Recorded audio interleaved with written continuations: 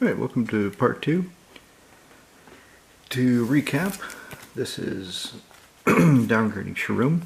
I replaced these 3 dual lands with Sunken Hollow, Prairie Stream, and Urborg Timujangwa for financial considerations, to make it as if I'm not trying to buy a win, to reduce that. Again, nobody's ever accused me of trying to do so, but I just want to eliminate the possibility. Where's that 3rd card? There it is. Okay. So we'll set these carefully here. And for the signets, I took out Thran Dynamo. Why isn't it focusing that well? There we go. Took out Welding Jar. And I decided to take out the Junk Diver. And to be honest, between Academy Ruins, Beacon of Unrest, Sharuum herself, Codex Shredder, I've got plenty of ways of getting artifacts back. So we'll see if I regret that decision and take him out for something else. Let's do a sample hand. 1, 2, 3, 4, 5, 6, 7. Let's see what we got. Okay, interesting. One of the signets right off. So I would take her out. I'm not going to be casting her for a while. I will take out Thorn Adjudicator. Same thing, not going to be casting him for a while. And let's keep it with this. So, in my group we're still using the, maybe not still, perhaps it is the accepted multiplayer Commander Mulligan. The Commander Mulligan, where one draws their initial 7, takes any cards they desire, sets them aside, draws that many cards, and then shuffles the rejected cards back into the library. So I took out 2, I drew 2, and I'm shuffling the 2 back into the library.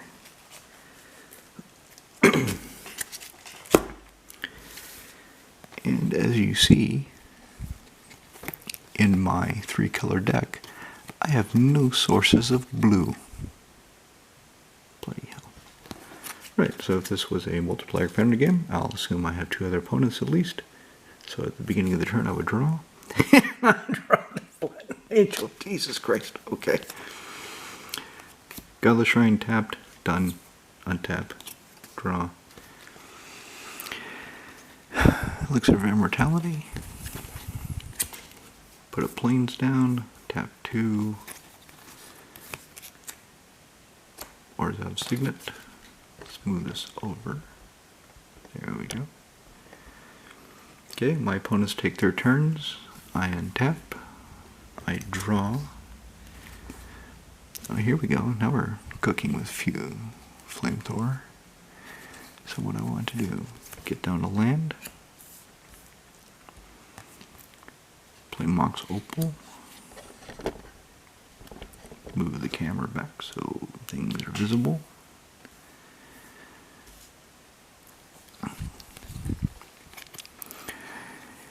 And to be honest, my plays would really depend on what my opponents have, what they're doing. So let's assume cast Hex Parasite. Okay, so now I have 3 artifacts. I have Metalcraft. This is active. I don't need it for anything right now.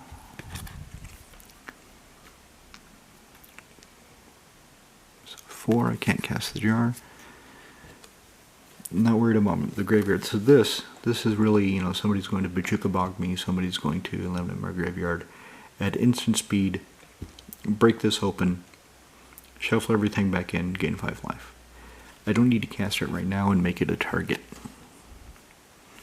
So untap, draw. Great, another not source of blue. Let's get the Arcane Lighthouse in play. Okay, now at this point, it'd be really helpful to actually have opponents so I could see what they're doing and make my decisions accordingly. But what I'll do, 1, 2, 3, 4, 5. I'll put the jar down.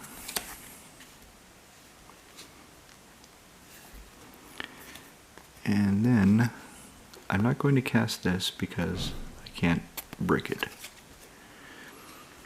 So let's say I untap. This is turn 5 we're going into, so obviously I've probably taken some damage. Bloody hell.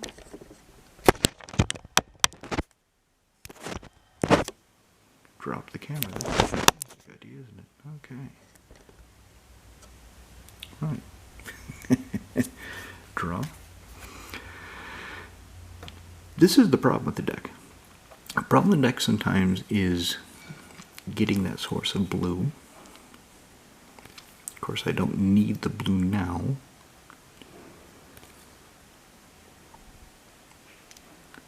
So what do I want to do? Let's go ahead and cast Elixir of Immortality. I'll say that I have 1 white floating. I'll break the jar. Should I copy the jar and then break it? Is that the play here? No. So break the jar.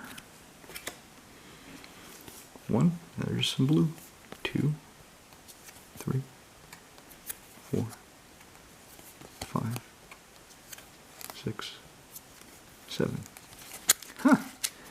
A lot of options now. A lot of options.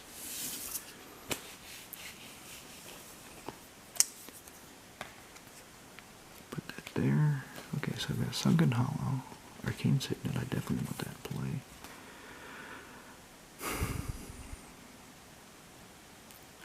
At the end of the turn, I have to discard this, which is a frustration, but yeah. Okay. So let's go ahead and put down Urborg. Move the camera so you can see it. Spin 2. Cast Arcane Signet. So now I have another source of blue. So I could tap that for any of my colors. I can tap that for any of my colors. I've got 4 mana available. I've got nothing else I want to cast. He costs 6.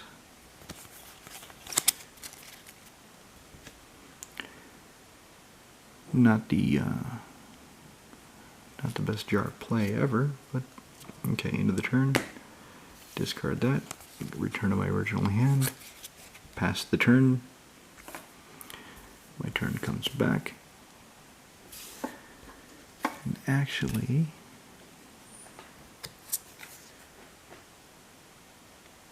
okay, not bad. City of Brass.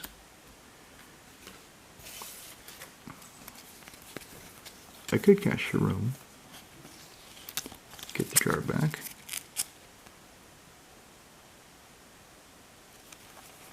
Or the Gear Hulk, depending on what my opponents have and what I might need to kill. So let's do that. Let's bring up Sharuum.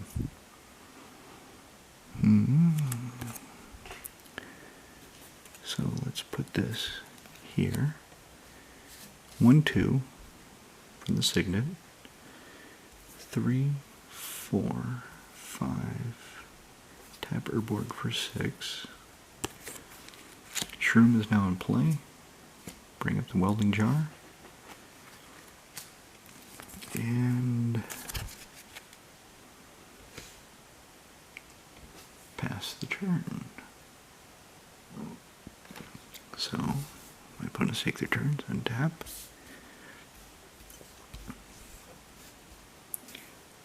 Draw Urza.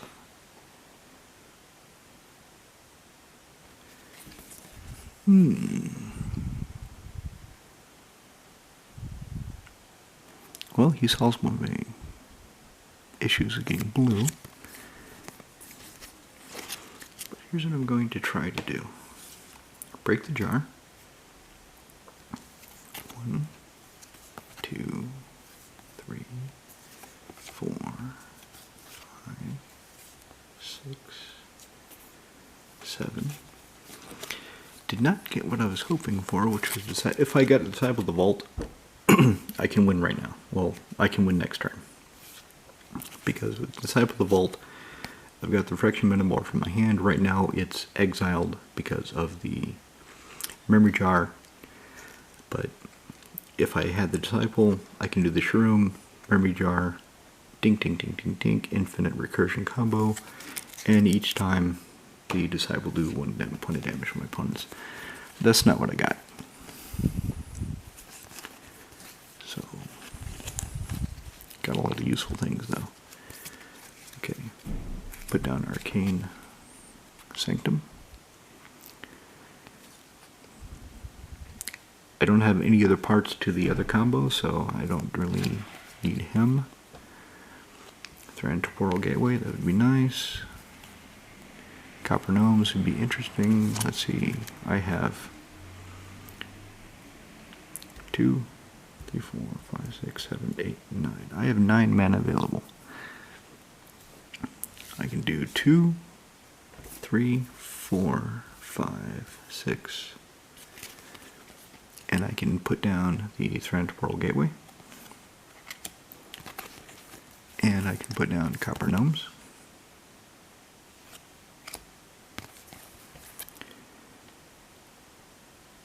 and then if I had one more, which I don't, I could put down Tezzeret, so I'm not going to worry about that. Discard, return back to my original hand. My opponents take their turns, come back to mine, untap, draw, Gilded Lotus. Okay, let's play my land.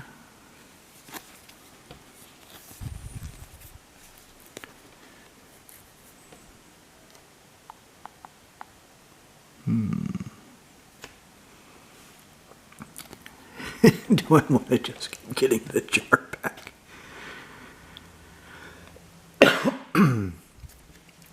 Why not? So,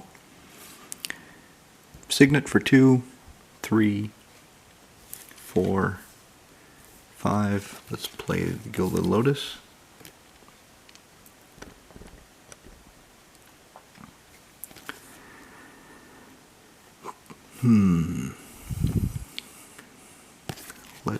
Let's get Urza into play actually.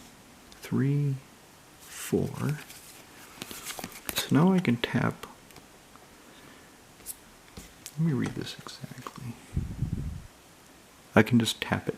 So since he doesn't give them tap, symbol, tap, add blue, he just says, tap an artifact, get blue. Go crazy. I can start tapping all of my artifacts, so 1, 2, 3, 4, 5, 6,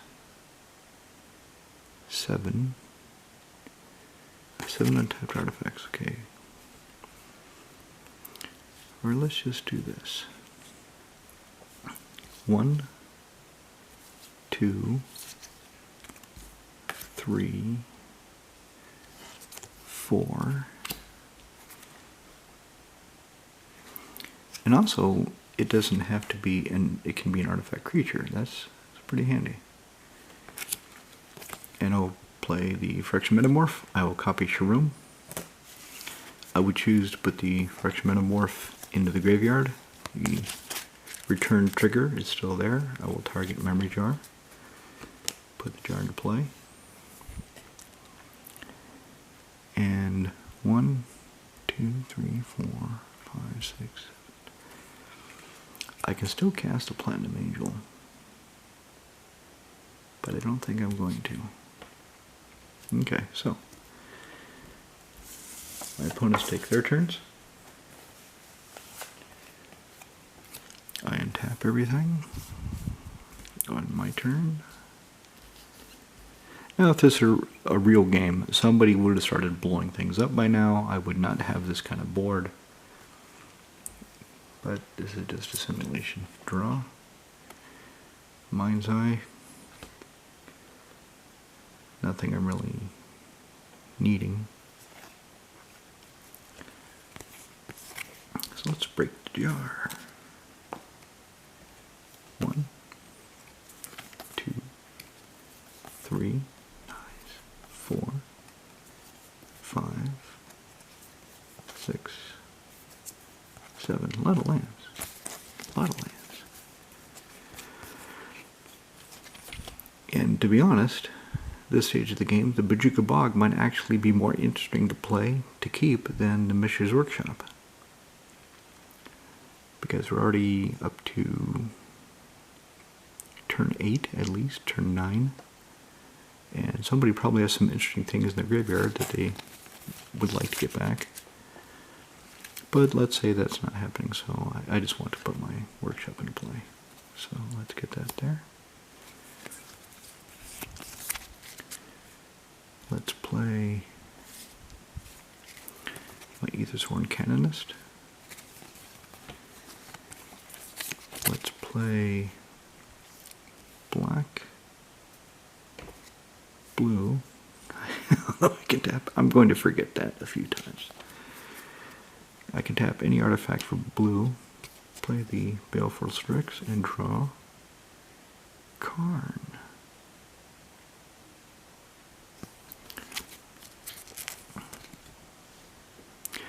Alright, so now, with Karn, Gilded Lotus, I have half of one of the 4-part combos. I either need the Rocket Launcher or Memnarch, and I need Voltaic Construct, which I threw away the summoning Sphinx Summoner, so I can't go search for it. I don't have anything here that searches for it, but every turn I can activate Urza for his, the name escapes me. Planar Portal? Is that what it was? Where you spend 5, shuffle your library, reveal the top card. If it's a permanent, put it on the battlefield.